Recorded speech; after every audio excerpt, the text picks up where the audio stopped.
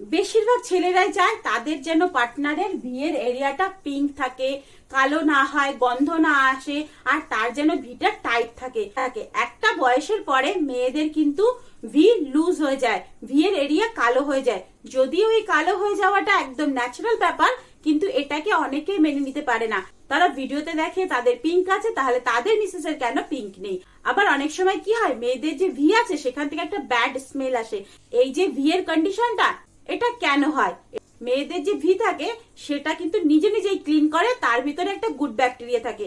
কিন্তু কোনো কারণে যদি গুড ব্যাকটেরিয়াটা কম হয়ে বাইরের ব্যাড ব্যাকটেরিয়া ওই জায়গাটাকে ভরে দেয়, তাহলে কিন্তু ওখান থেকে একটা ব্যাড স্মেল আসে। তাছাড়াও যদি কারোর পিঙ্ক থাকে আগে আর হঠাৎ করে ব্ল্যাক হয়ে গেছে, তাহলে একটা সমস্যার কথা। কিন্তু যদি কারোর কখনোই পিঙ্ক থাকেনি, প্রথম থেকেই ব্ল্যাক আছে, তাহলে সেটা তার জিনেটিক কারণ, সেটা কোনো কিছুতেই ঠিক হবে না।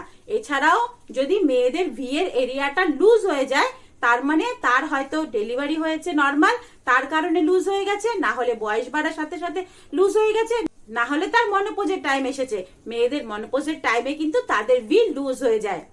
তো লুজ হয়ে যাওয়ার পিছনে অনেক কারণ আছে, আর এই কারণগুলো একমাত্র ঠিক হয় যোগা দিয়ে। যোগার কিছু কিছু এক্সারসাইজ আছে যেগুলো করলে ভিয়ের যে লুজ এরিয়াটা আছে সেগুলো কিন্তু টাইট হয়ে যায়। তো এই যোগাগুলো কি? এগুলো হচ্ছে কিগেল এক্সারসাইজ। কিগেল এক্সারসাইজ আমার স্টাডি উইথ সুধা চ্যানেলে দেওয়া আছে, আপনারা একটু ওখানে কি দেখে আসবেন। পুরো ডিটেলে বলা আছে কিগেল এক্সারসাইজ কি, কিভাবে কিগেল এক্সারসাইজ করবেন, এর বেনিফিট কি। তাছাড়াও আপনারা বাটারফ্লাই এক্সারসাইজ করতে পারেন, না হলে আপনারা দিনে 3 বেলা যেমন আমরা ইন্ডিয়ান টয়লেটে বসি সেরকম করে বসে থাকতে পারেন 20 কাউন্ট পর্যন্ত। 20 কাউন্ট করে 3 বার 3 সেট করে এরকম করে জাস্ট বসে থাকবেন। তাতে কিন্তু আপনাদের ভিয়ের এরিয়া অনেক টাইট হয়ে যাবে। তো এটা তো আমরা টাইটের কথা শুনলাম, কিন্তু এখন এই যে স্মেলটা আছে এটা যে ব্যাড হচ্ছে, তাহলে এটা কি?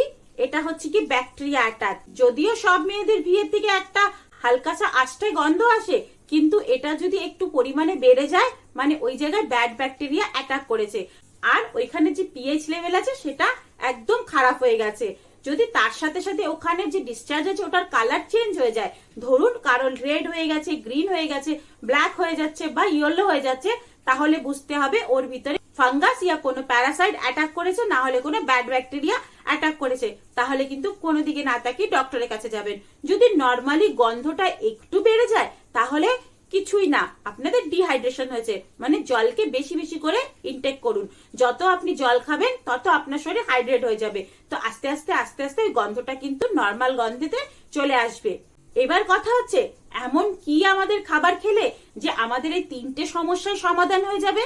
হ্যাঁ, এমন কিছু কিছু খাবার আছে যেগুলো খেলে মেয়েদের যে ভি আছে সেটার হেলথ অনেক গুড হয়ে যাবে, আর তার যে ভি এর যে এরিয়া আছে ওটার টাইটনেস আসবে, পিঙ্ক হয়ে যাবে, আর গন্ধটাও প্রপার থাকবে। তো চলুন সেইগুলো একটু জেনে নিই।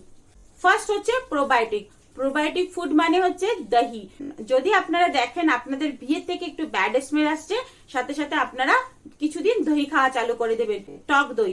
টক দইটা খেলে আপনাদের কিন্তু ওই জায়গার পিএইচ লেভেল অনেক গুড হয়ে যাবে। তাছাড়া ভিটামিন সি যুক্ত খাবার খাবেন, সবুজ শাকসবজি খাবেন। সবুজ শাকসবজির মধ্যে পালক, গাজর, ব্রকলি, ক্যাপসিকাম, এইগুলো বেশি বেশি ইনটেক করবেন। তাছাড়া ফাইবার জাতীয় খাবার, গোটা শস্য যেমন মুগ, মটর, চানা, এগুলোকে আপনারা রাতে ভিজিয়ে রাখবেন। সকালে যখন অঙ্কুর হয়ে যাবে সেইগুলো আপনারা খাবেন। অঙ্কুর হয়ে যাওয়া খাবারে কি থাকে? অনেক পরিমাণে প্রোবায়োটিকও থাকে, তার সাথে সাথে ফাইবারও থাকে। এই অঙ্কুর হওয়া খাবারগুলো আপনারা কিন্তু আপনাদের খাবারের মধ্যে অ্যাড করবেন। তাছাড়া কি ভিটামিন, ভিটামিন কি? ভিটামিন ডি চর্বিযুক্ত মাছের মধ্যে থাকে, আর দুধ জাতীয় খাবারের মধ্যে থাকে। ভিটামিন এ মিষ্টি আলুর মধ্যে পাওয়া যায়। ভিটামিন বি কলা আর ডিমের মধ্যে পাওয়া যায়। তো চর্বিযুক্ত মাছ, মিষ্টি আলু, কলা, ডিম, দুধ, এগুলো কিন্তু আপনারা খাবেন। এছাড়া আপনারা কিন্তু পনির, চিজ, এগুলো আপনাদের খাবারের মধ্যে অ্যাড করতে পারেন। তো এই খাবারগুলো কি করে?